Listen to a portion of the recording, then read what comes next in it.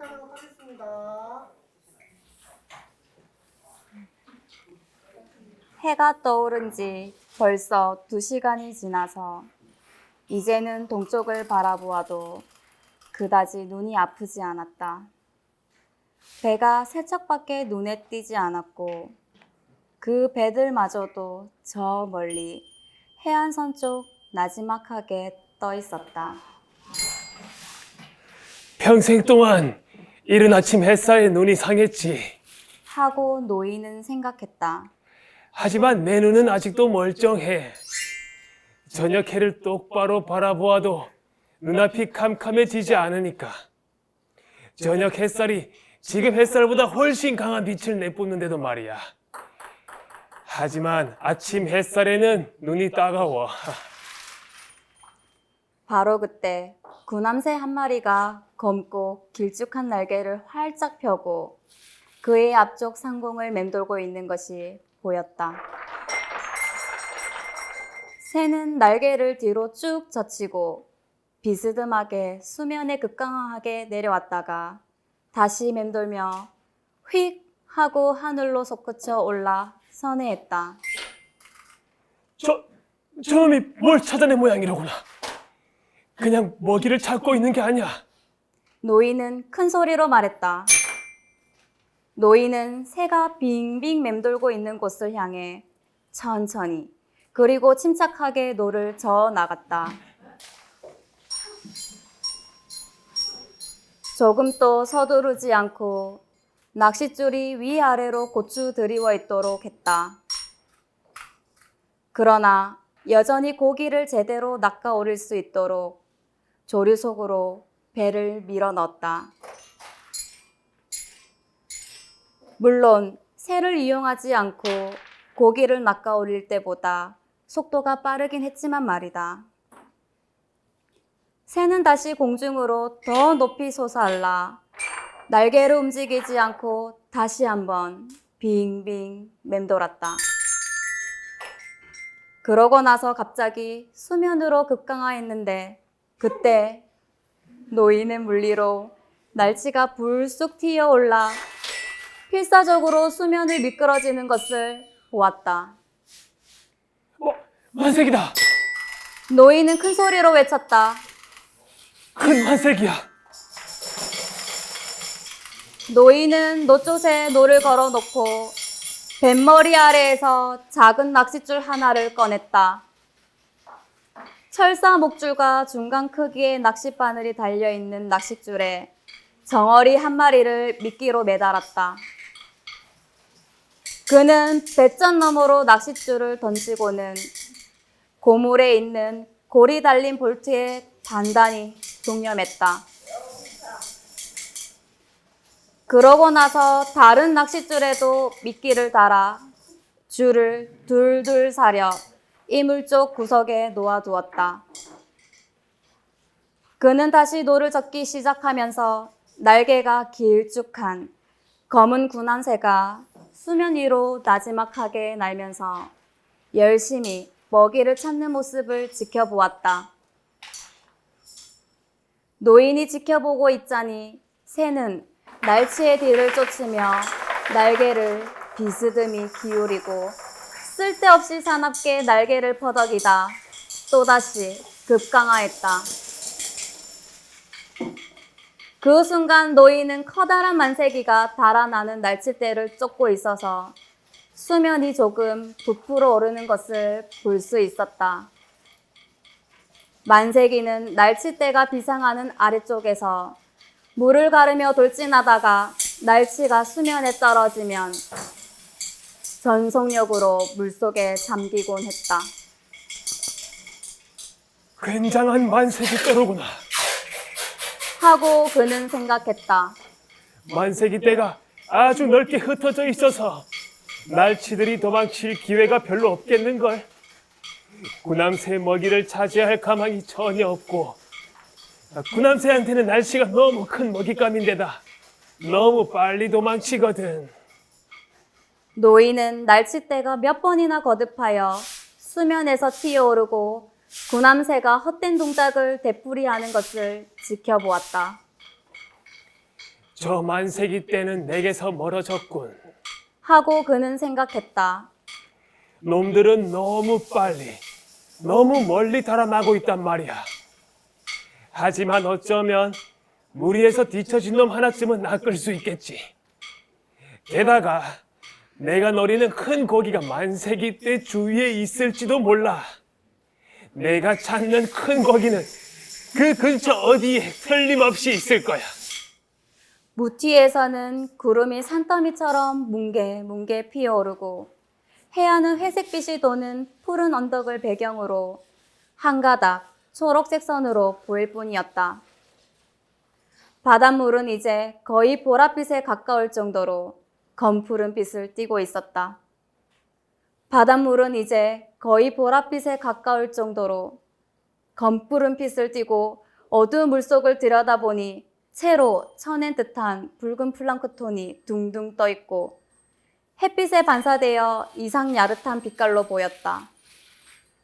노인은 보이지 않는 물속으로 낚싯줄이 똑바로 드리워졌나 눈여겨보았고 플랑크톤이 많은 곳에 고기가 많이 몰리기 때문에 기분이 좋았다.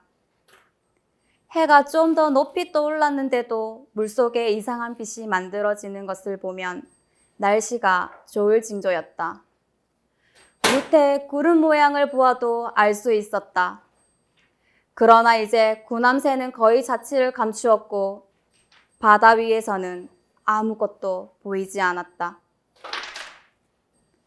햇살을 받아 노랗게 바랜 모자 반속 해조 몇 조각, 고깔 해파리에 젤라틴 모양을 한 끈적끈적한 보랏빛 기포가 무지개 빛깔로 반짝이며 조각배 바로 옆에 둥둥 떠 있을 뿐이었다.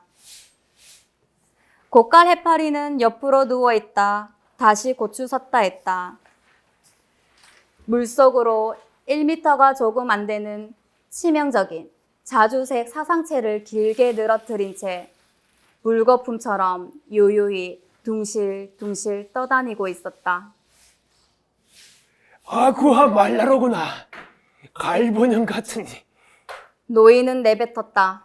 노인이 노에 기댄 채 가볍게 흔들거리고 있는 곳에서 물속을 들여다보았더니 길게 꼬리를 늘어뜨린 사상체 같은 색깔의 조그만 고기들이 그 사이로 헤엄쳐 다니기도 하고 떠다니는 거품이 만드는 조그만 그늘 밑으로 다니기도 하는 것이 보였다. 이런 고기들은 고깔 해파리의 독에 면역이 되어 있다. 그러나 사람은 그렇지 못해서 사상체 일부가 낚싯줄에 붙어 보랏빛으로 끈적끈적하게 남아있다가 고기를 낚아 올릴 때 그것을 만지게 되면 마치 독담쟁이 동굴이라든지 온나무처럼 손이나 팔에 부푼 자국과 물집이 생기곤 한다. 아구아 말라의 독은 훨씬 빨리 번지는 데다 채찍을 맞은 자국처럼 부풀어 오른다. 무지갯빛 거품은 아름다웠다. 그러나 그 거품은 바다에서도 가장 허황하기 짝이 없는 것이라 노인은 커다란 바다 거북이 해파리들을 먹어 치우는 것을 보면 기분이 좋았다. 바다 거북들은 해파리를 보면 정면으로 다가가 눈을 딱 감은 채 몸을 완전히 등껍질 속에 숨기고 사상체니 뭐니 모조리 먹어치우곤 했다. 노인은 바다 거북이 그것들을 먹어치우는 모습을 바라보는 것이 좋았다. 또한 폭풍우가 지나가고 난 뒤 해안으로 떠밀려온 고깔 해파리들 위를 걷는 것을 좋아했고 뿔처럼 딱딱하게 굳은 발 뒤꿈치로 그것들을 밟을 때 퍽 하고 나는 소리를 듣는 것도 좋아했다. 노인은 우아한 데다 동작이 빠르고 아주 값이 나가는 녹색 바다 거북과 대모 거북을 좋아했다. 그러나 몸집만 크고 우둔한 왕 바다 거북에 대해서는 치밀함을 느끼면서도 또한 경멸감을 느꼈다.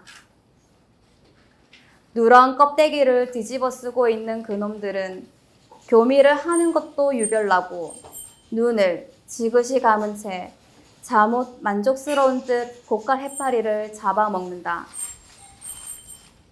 노인은 지금까지 여러 해 동안 바다 거북잡이 배를 탄 적이 있었지만 바다 거북에 대해서는 왠지 아무런 신비감도 느껴보지 못했다. 오히려 가볍게만 느꼈다. 길이가 지금 탄 조각배만 하고 무게도 1톤쯤 나가는 등이 큼직한 장수거북도 가엾다는 생각이 들었다. 대부분의 사람들이 바다거북에 대해 무자비한 것은 바다거북을 칼로 난도질해서 완전히 토막을 낸 뒤에도 심장이 몇 시간 동안이나 살아있을 때처럼 고동치기 때문이다. 하지만 내 심장도 바다 거북의 것과 비슷하고 내 손발도 바다 거북의 것과 다를 바 없지 않은가. 하고 노인은 생각했다. 노인은 기력을 돋으려고 바다 거북의 흰 알을 먹었다. 9월과 10월에 힘을 길러 진짜 큰 고기를 많이 낚을 수 있도록 5월 내내 바다 거북의 알을 먹어주었던 것이다.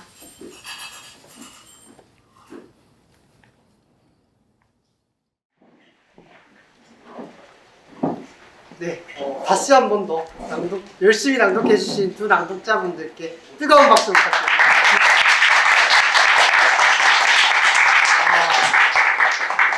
생각보다 너무 적극적으로 참여해 주셔서 지켜보고 있는 저는 너무 정말 재밌었는데요. 여러분들은 혹시 어떠하셨나요? 뭔가 뜻하지 않은 곳에서 뜻하지 않은 소리를 만들어낸다는 것도 참 재미있는 프로그램이었지 않았나 저는 그렇게 생각이 듭니다. 여러분들이 만드는 이 소리가 아마도 저는 많이 기억될 것 같아요. 중간중간에 육성으로도 내시는 그 목소리도 너무 즐거웠고 감사합니다.